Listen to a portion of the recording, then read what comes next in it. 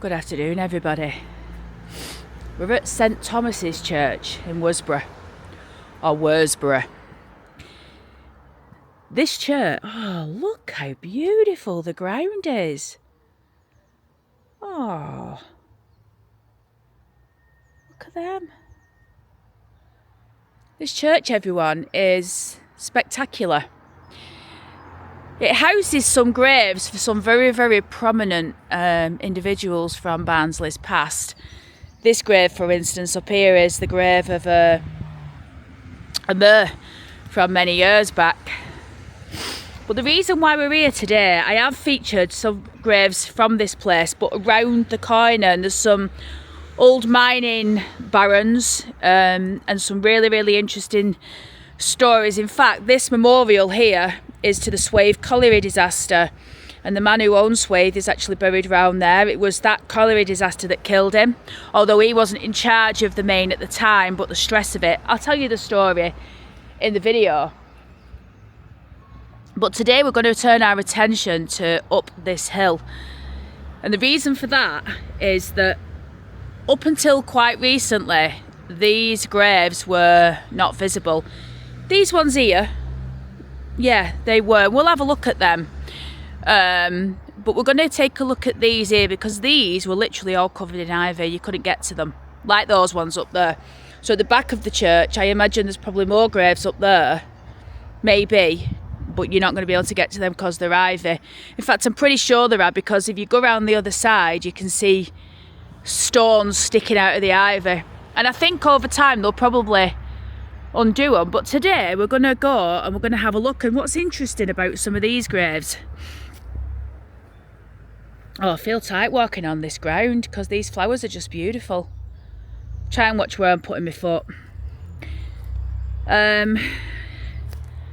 Yeah, so these graves, there's a lot of interesting ones. There's gravestones that were put in place by lords of the manor for their staff. There's a couple of those examples in here.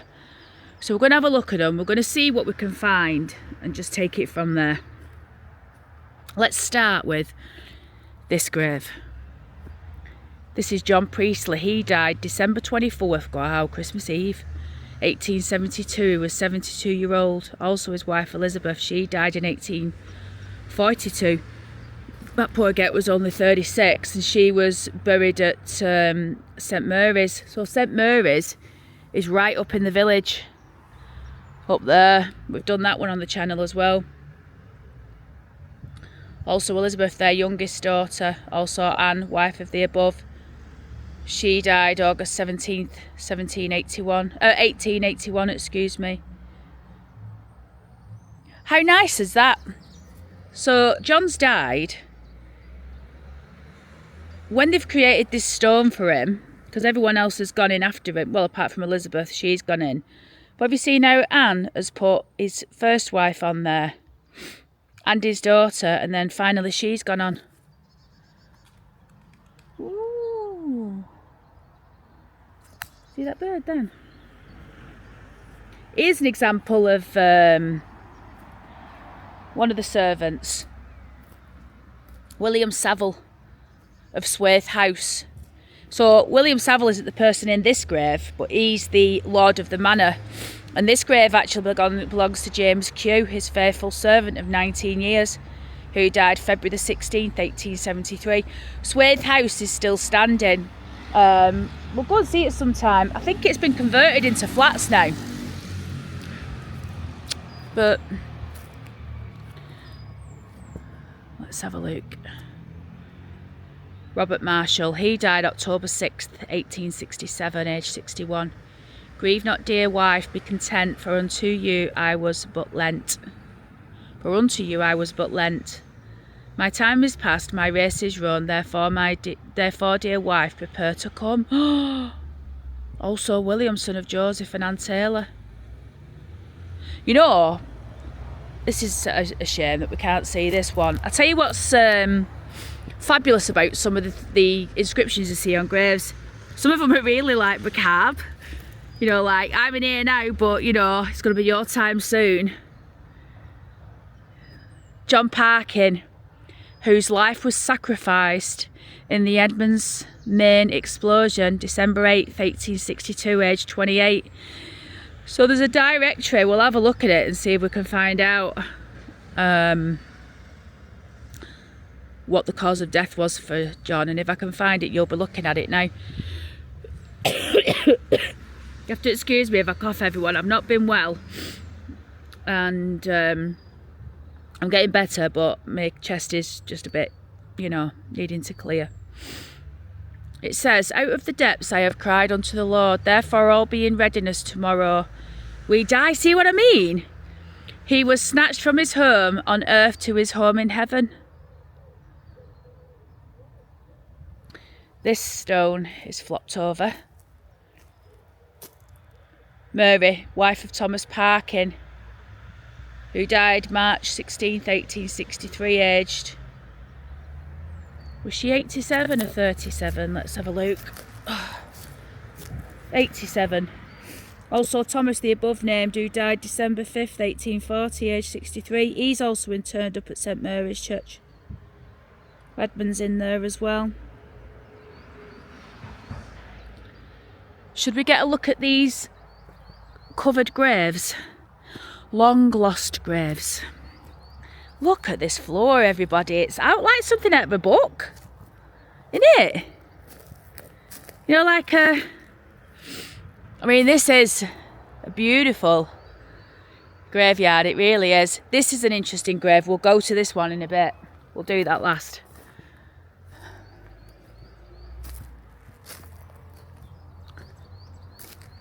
Love the sound of the birds as well. Joseph Winder Pashley, who lost his life in the Swathe main colliery explosion. So that's what I just mentioned round there. December 6th, 1873, aged 21, and was interred at St Thomas Church, December 15th, 1875. At my work I met my death, and in my youth lost my breath. It was an accident, you know, though God has sent me, set my time to go. Oh, look at this one.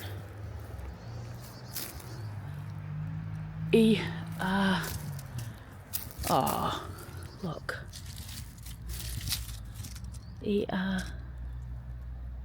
Or is it FR? FR. Oh.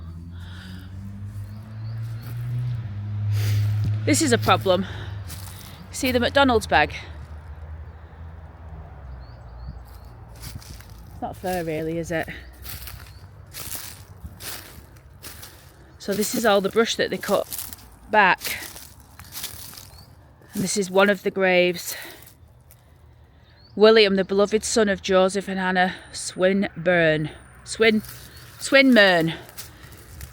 who was accidentally killed December 30th, 1881, aged 13.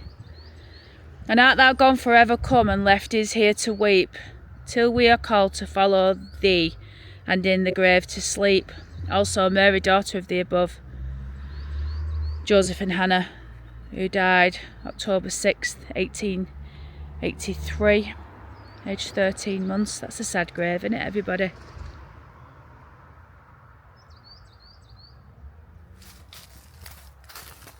Look at these old bricks.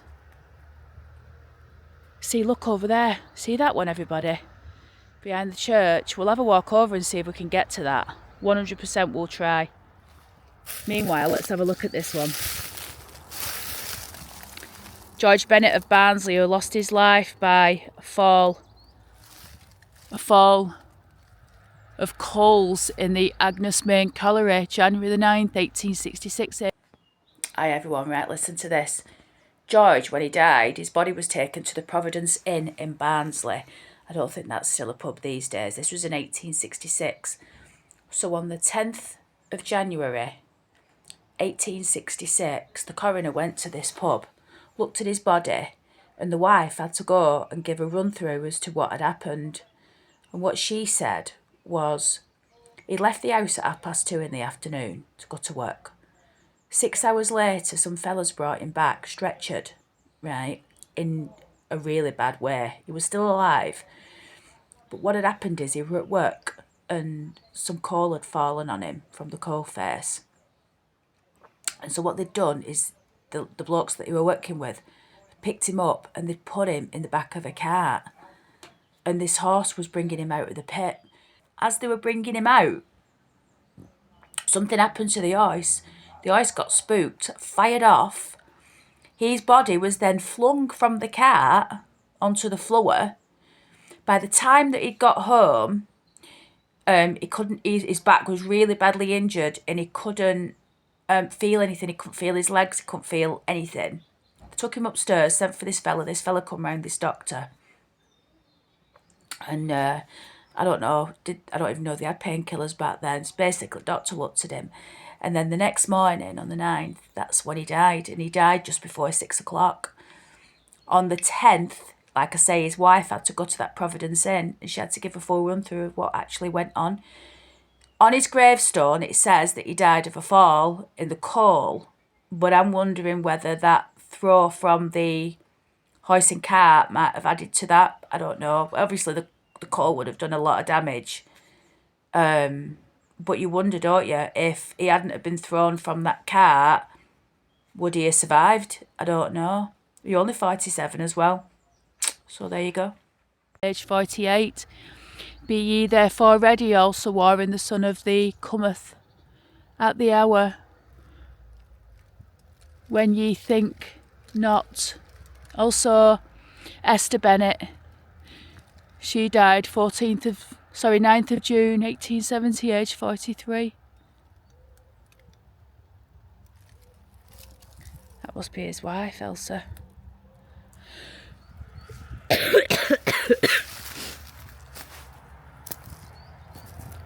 There will also be plenty of pauper graves in here who won't have stones. So there'll be many people in here that, unless you get the records, you won't know. Can't get this one, unfortunately, but this is Elizabeth's grave, the beloved daughter of William and Elizabeth.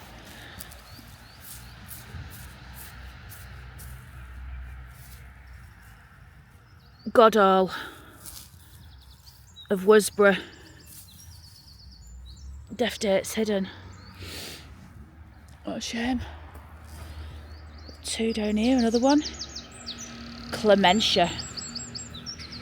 Relict of the late Joseph Goldthorpe of Barnsley, who departed this life 31st of August 1862, aged 86. Also William, son of James and Mary Spur of Worsbrough and grandson of the above, who departed this life 1854, July 21st, aged 5 years and 7 months, and was also interned at St Mary's. No, it isn't. It's John Rock of Worsbrough, who lost his life December 30th, 1861, aged 48. Oh, what a loud and fearful crash, and what a sudden cry, and what a dreadful place was that therein to drop and die, droop and die. Also Sarah, wife of the above, she died May the 5th, 1886, aged 75. Blessed are the dead which die in the Lord. John Rock. You know, you notice this a lot. There's I mean, obviously there's a story behind everybody, but round this area, look at that. It's like someone's put ashes down or something. I'm going to try to get up to this other one. If I can walk up to it, we'll definitely do it, and then we'll look at these ones, because these are very interesting down here.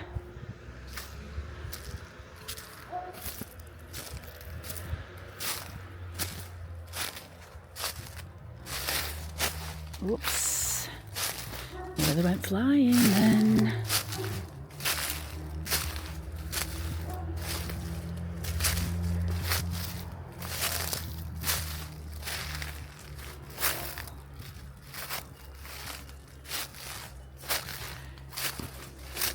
Think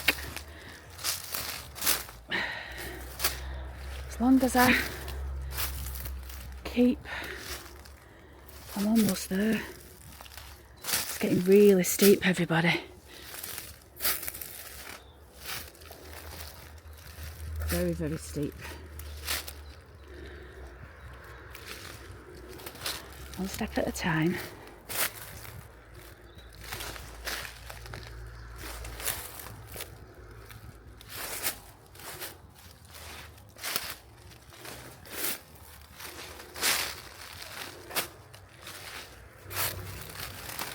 We're nearly there.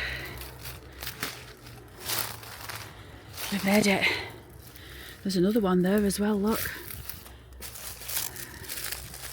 Gotta get back yet.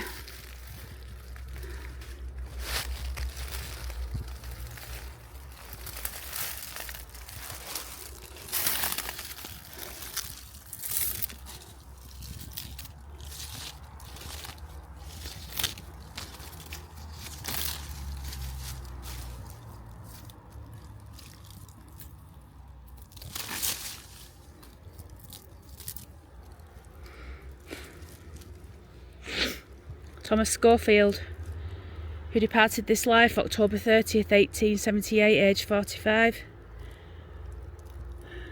Thomas is in on his own.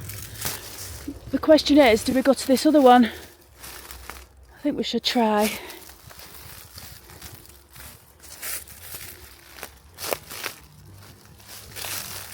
The problem is, with this ground, you just can't see what's underneath, you know.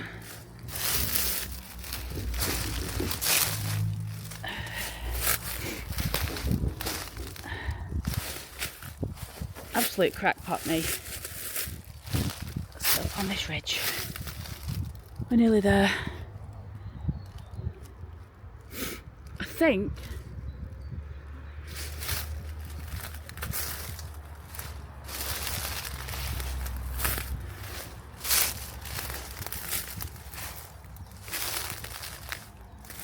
covered again in ivy.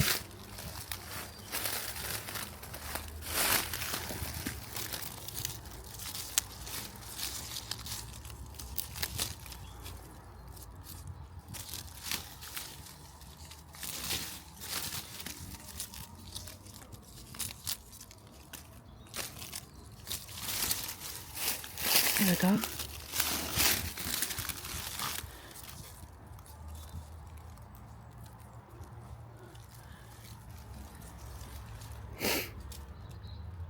James Parr, who died 6th of February 1878, aged 59. Also Sarah Jane, wife of Aaron Parr and daughter-in-law of the above, who died January the 10th, 1887, aged 24. And also Margaret, widow of the above. She died April 17th, 1906, aged 85 years. Also Fanny, the wife of the above, John Goodland. The above, wife of John Goodland. I didn't see a John Goodland, did you? Oh, the beloved wife of John Goodland and daughter of the above. She died 1906 as well, age 55 years. So I think we're going to go back this way.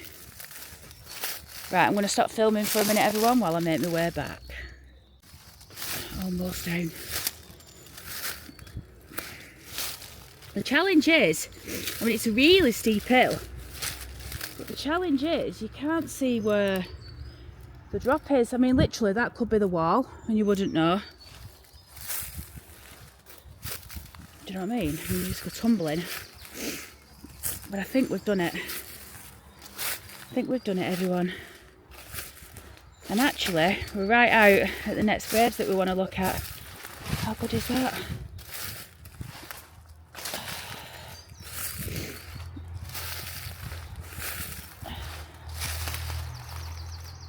So there will be other graves up there, guaranteed.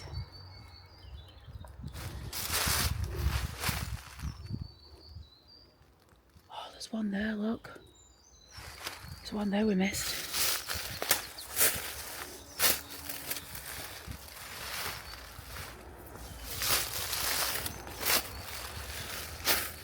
I don't even want to know what's in that bag. Ugh.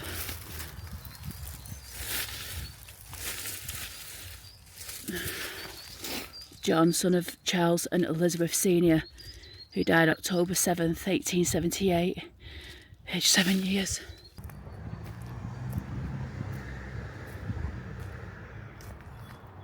Final one. Peter Cox, who was killed at Martin's Main by a fall of stone January the 7th, 1876. He was 14 years and 8 months. Farewell, dear father and mother, a long farewell, for we shall meet no more, till we're raised with Christ to dwell on Zion's happy shore. Farewell, dear brother and friends all, soon we shall rise to thee, and when we meet, nor tongue can tell how great our joy shall be. A fall of stone.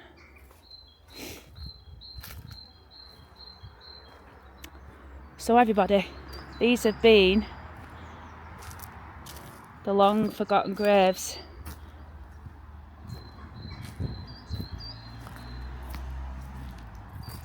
of St Thomas's in Worsbrough.